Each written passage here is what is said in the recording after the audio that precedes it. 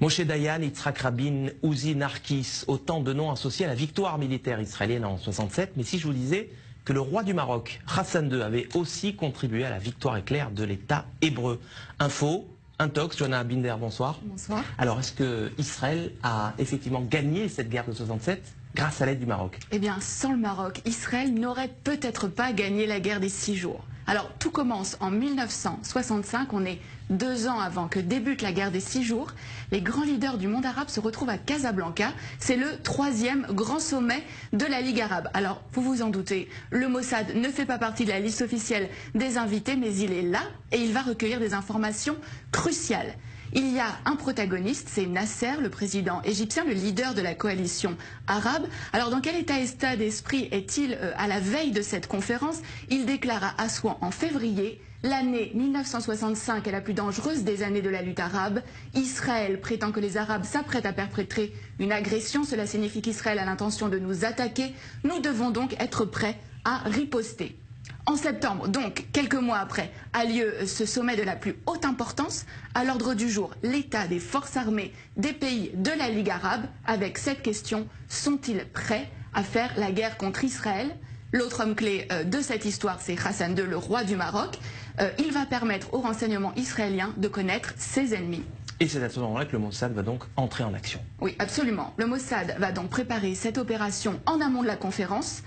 Plusieurs jours avant, une équipe du Shin Bet et du Mossad, il s'appelle à Tsiporim, donc les oiseaux, vont occuper le dernier étage du très luxueux hôtel à Casablanca où sont attendus les dirigeants arabes et où va aussi avoir lieu la conférence.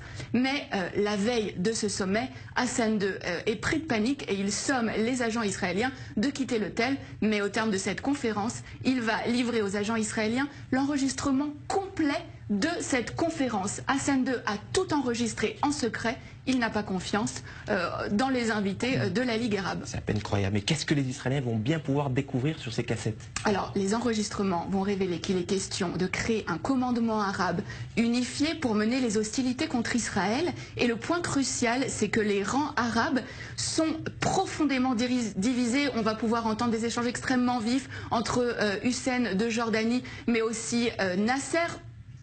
Et alors, ce qui est vraiment important, c'est que les nations arabes vont vraiment révéler leurs faiblesses. Elles ne sont absolument pas préparées pour une guerre contre Israël.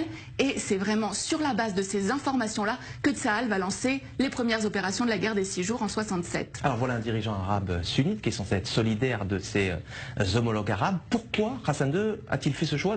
Qu'est-ce qui l'a motivé? Alors, ce qu'il faut savoir, c'est qu'avant déjà ce sommet, le Maroc et Israël entretenaient déjà des relations stratégiques. Hassan II avait accepté que des juifs marocains émigrent vers Israël, en échange de quoi Israël fournissait une aide logistique au Maroc, notamment en formant ses militaires. Et suite à cette opération, qui a vraiment été considérée comme le fleuron des renseignements israéliens, Israël est en dette vis-à-vis du Maroc. Seulement un mois plus tard, en octobre, cette dette a un nom, c'est Mehdi Ben Barka, le plus farouche opposant d'Hassan II.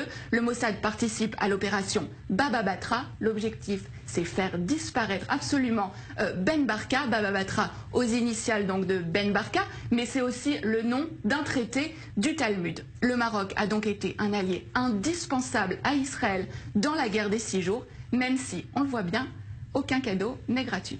La petite histoire de la grande histoire. Merci Johanna Binder pour ces détails croustillants, dignes des plus grands films d'espionnage. Merci d'être passé nous voir sur le plateau du Magorien.